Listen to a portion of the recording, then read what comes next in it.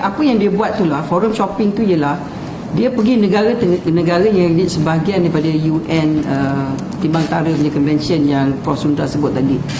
Maknanya yang saya sebut 172 negara dia boleh pergi mana-mana, dia ada hak nak pergi. Tapi isu dia ialah setiap kali dia pergi kita akan patahkan lah. That is our job. Okay? Jadi bila di Paris dengan di Netherlands tu dia nak rayu dia, kita akan bantah lah. Tapi isu yang nak saya sebut yang saudara tanya saya lah, how much is costing the government? Memanglah costing the government banyak, sebab the lawyers that we have to pay are international lawyers which has certain international skills in reference to matters like this.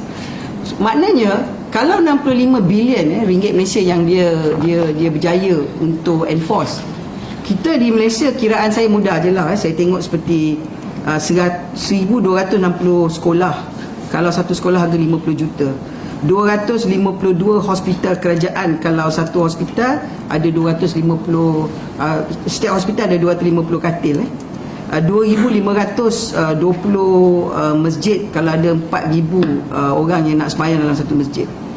Kalau bagi contoh paling mudah, sumbangan tunai ramah satu round kan 87 bilion, ini 65 bilion ni lebih kurang 89 round lah maknanya. Itu saya nak bagi gambaran supaya rakyat memahami. Jadi kita sebenarnya berhadapan dengan situasi yang kita sebut sebagai satu, keputusannya ialah satu fraud, penipuan. Keduanya, Penimbang Tara tu juga bagi saya satu penipuan.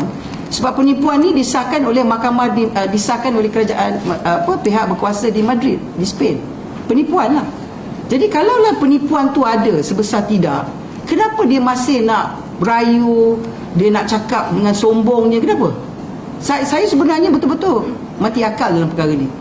Itu sebab yang menjadi mangsa sekarang ni pada saya ialah kita, negara kita Malaysia, kalau kita tidak bersatu, kita tidak ada kerajaan yang stabil, kita tidak ada kemampuan. Itu sebabnya di sini kelebihan kerajaan madani ialah sokongan yang kita dapat secara beramai-ramai daripada semua menteri, daripada pelbagai parti politik, ialah untuk menyokong gerakan ofensif yang kita sedang buat ni, our offensive strategy. Support mula daripada yang membuat Perdana Menteri, diikuti dengan Menteri Timbalan Perdana Menteri, kemudian Menteri Kabinet yang dibantu pertama sekali daripada Menteri Luar, Menteri Dalam Negeri, kemudian Menteri Komunikasi, dan saya sebagai Ketua Sekretariat ialah lebih kepada aspek undang-undang. Kita pergi ke negara-negara menyelesai bincang, buatkan gerakan undang-undang, sebab kita kena ikut prosedur undang-undang, sebab kita ni sebuah negara yang bertamadun. We are a civilized country, we have to follow the law. Nak mati pun ikut undang-undang, nak patahkan ke ikut proses undang-undang. Itu sebab saya kata dekat kawan tu, you want to fight fairly. Ni mesti Mamat ni duk lompat sini lompat sana, duk kutuk. Duit dia ke duit litigation funder? Saya nak tanya, whose money is it on their part? Bolehlah dia cakap besar. Dia ke yang keluar duit berjuta-juta nak melawan kita? That is the question you need to ask. Itu sebabnya saya dah arahkan Jabatan Peguam Negara untuk berkomunikasi dengan syarikat litigation funder Stereo, mengarahkan peguam solicitor kita di UK untuk membuatkan menulis pada mereka secara rasmi ke atas keputusan ini, memberi maklum untuk memberikan disclosure kepada perjanjian antara Terium sebagai funder dengan 8 orang ni. Jadi kami juga telah memberikan arahan baru. Kalau kita tengok daripada punca perhubungan itu, perhubungan dalam gerakan penipuan, there is a fraud element, kami akan buat tindakan di bidang kuasa ofensif, sama ada di US ataupun di UK. Berkenaan dengan salah satu daripada 8 ni yang dilihat sebagai pengganas yang disebut oleh Kementerian Dalam Negeri, kita akan melakukan apa yang perlu dilakukan dengan dalam terrorism financing lah. Kita memberi maklum pada pihak berkuasa untuk membuatkan siasatan yang lebih. Sebab kita pun tak tahu sama ada yang berlaku ni bukan hanya satu gerakan untuk fraud di segi duit saja, ataupun adakah lebih di segi kedaulatan, saya tak tahu. Tapi Yang Amat Berhormat Perdana Menteri dalam jawapan di Parlimen pada 2 ke 3 minggu lepas mengesahkan kerajaan Filipina tidak terlibat. Presiden Bongbong pun mengatakan memang mereka tidak terlibat. Ini adalah gerakan peribadi. Jadi soalannya, saudara-saudara sekalian, 8 claimant yang sekarang tinggal 7 boleh ada kemampuan pergi ke negara-negara barat. Yang kita kerajaan Malaysia pun, jawapan saudara tanya, saya kata berjuta. How can an 7 claimant yang kononnya tak ada kemampuan, ada tiba-tiba kemampuan? Soalan dia, siapa dalang di belakang mereka? Adakah hanya untuk wang ataupun lebih daripada wang? So this is the question we must ask. Itu sebab saya nak pada hari ini beritahu pada sesedari, kerajaan yang stabil lah yang dapat menyelesaikan serangan ini. Ini serangan yang begitu sophisticated.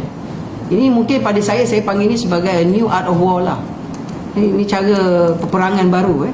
Dia menggunakan elemen kewangan. Dan seperti yang mana kita tahu, kerajaan Malaysia terlibat dalam pelbagai perniagaan. Kemungkinan perniagaan yang sikit, perniagaan yang besar. Jadi mereka mungkin mencarilah nak mewujudkan kegusaran.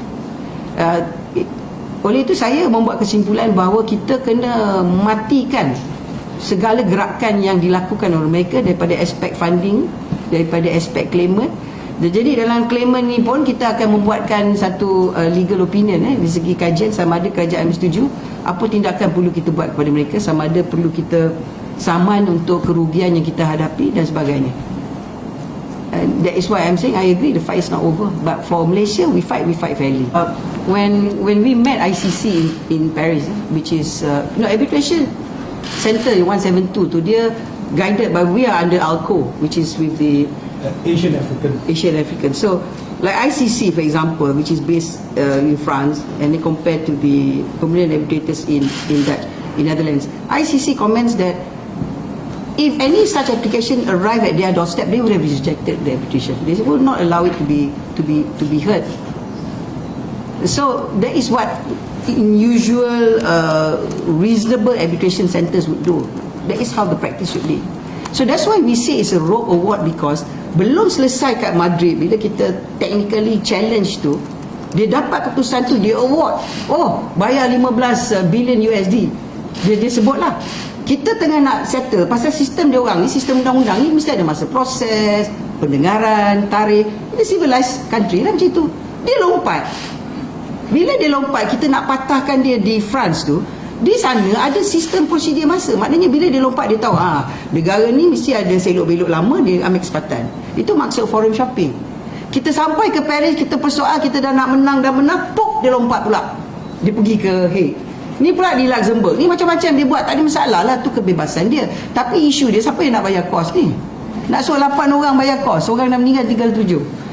Tengoklah rumah dia kat Manila, dia nak bayar macam mana? Itu sebab saya kata, this is not a simple macam orang menyaga, tak puas hati, dia saman, dia nak tutup kategori.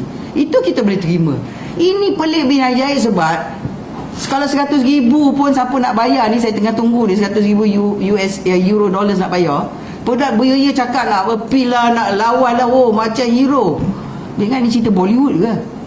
Tu saya sebut tadi, 65 bilion ni kat negara kita, banyak macam pembangunan untuk negara, untuk rakyat Malaysia, anak-anak di sekolah, di universiti yang kita boleh bantu. Itu yang saya nak bagikan penerangan kepada media hari ni.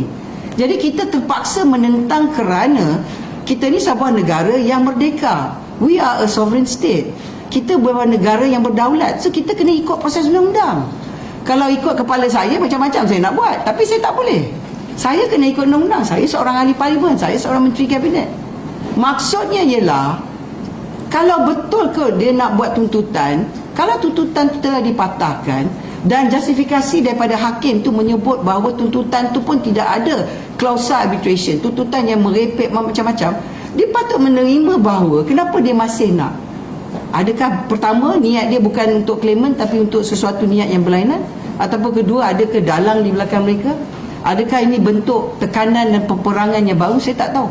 Saya nak cakap, saya tak ada bukti, saya tak berani nak cakap. Tapi saya nak mempersoalkan, I'm just questioning. What is the intention in all this? Ya, Luxembourg, we will fight. Tapi keputusan di Hague dan di Paris, consistency itu, seperti yang kita wujudkan dalam website kita, untuk sulu.com tu, kita membagi. Itu sebab saya berterima kasih kepada kabinet hari ini yang dipimpin Yang Berhormat Perdana Menteri, kerana agree on the strategi menggunakan media antarabangsa dan media tempatan. Kementerian Komunikasi memberi maklum kepada rakyat Malaysia untuk memahami, kehadiran tuan-tuan juga membantu. Sebab bila rakyat tahu cerita sebenar, sokongan daripada rakyat dan sokongan kepada ahli parlimen dan kepada menteri kabinet akan memberikan semangat pada negara ini. Itu sebenarnya yang kita cari. Ya, mereka tidak akan berhenti sebab bukan duit dia, duit litigation funders mungkin beratus juta. Tapi takkanlah sebuah negara berdaulat seperti Malaysia yang kita harus takut pada mereka. Kita atas landasan yang benar. We are on a right track. Kita tak ada tipu sesiapa pun. Kita menerima kemasukan Sabah sebahagian daripada Malaysia. Lepas tu yang pentingnya isu Lahadatu. Mereka tidak mahu bercakap tentang Lahadatu, tetapi keputusan di Hague tu membawa kepada statement bahawa pemberhentian disebabkan serangan di Lahadatu yang kematian banyak pada anggota kita. Ini sesuatu yang rakyat Malaysia mesti bersama dengan kerajaan dalam perkara ini, sebab kita mengingatkan dunia tentang apa yang berlaku pada Lahadatu, kematian yang sia-sia. Adakah dia naik bot? Saya dimaklumkan daripada pembacaan statement pada polis, dia naik bot 40 minit, dia bawanya senjata, dia sembunyikan dekat Feldal tu, Feldal Sahabat. Kemudian dia masuk ramai-ramai. Saya nak tanya tuan-tuan, macam mana dia boleh fikir negara berdaulat Malaysia tak akan serang balik? Dia boleh bawa naik bot, bawa senjata nak serang, takkan askarkan tu ramai-ramai, takkan ada kematian. Tapi alhamdulillah kita dah tangkap kepala-kepala tu, mereka dalam penjara menunggu telah dikenakan hukuman. Isu yang berhadapan dengan kita, mereka sanggup dalam kapal yang kecil bawa senjata, tentera lawan balik, memanglah ada kematian. Satu. Keduanya, dia nak lawan juga kita, negara yang berdaulat di platform antarabangsa. Seolah-olah kita menzalimi mereka, seolah-olah kita menafikan hak mereka. Kalau inilah cerita dia, orang Amerika dengan rakyat Indian, Australia dengan Aborigines, New Zealand dengan Maori. Ini sebahagian daripada sejarah 1878. Tapi mereka tidak mahu bercakap, sehinggalah kerajaan Madani ini memerintah negara. Kita menggunakan offensive strategy melalui media tempatan dan media antarabangsa. So the media is also helping to voice our version of the story. Jadi saya ucap terima kasihlah kepada media Malaysia dan juga antarabangsa sebab memberi peluang kepada suara Malaysia. Dan kemudian kita buatkan kolokium di sini dan kita wujudkan website, pakar-pakar datang. Bukan hanya pembelaan yang kita sebut pembelaan sebagai a desperate defense, but a right defense. Dan pada 4 bulan kita akan berada di Sabah, buat kolokium di Sabah, dan insyaAllah pada bulan 8 ke 9 kita akan buat kolokium yang lebih kurang sama di London bersama satu universiti di sana, untuk menunjukkan Malaysia tidak takut, kita pada landasan yang benar. Itu sebab saya nak terang pada media dan pada rakyat Malaysia hari ini bahawa jaminan daripada kerajaan Yang Amat Berhormat Perdana Menteri ialah kita akan lawan sehabis-habisan. Tapi yang saya nak sambil lawan sehabis-habisan ni, saya nak kos tu dibayarlah dulu. Cakap banyak, bayarlah kos. Punyalah macam hero, bayar kos. Tak tahulah, mungkin duit Paul Cohen beratus bilion kan, saya tak tahulah. But we will not stop, and we will not compromise to any blackmail by any countries or any individual out there, sama ada rakyat Malaysia ataupun bukan rakyat Malaysia.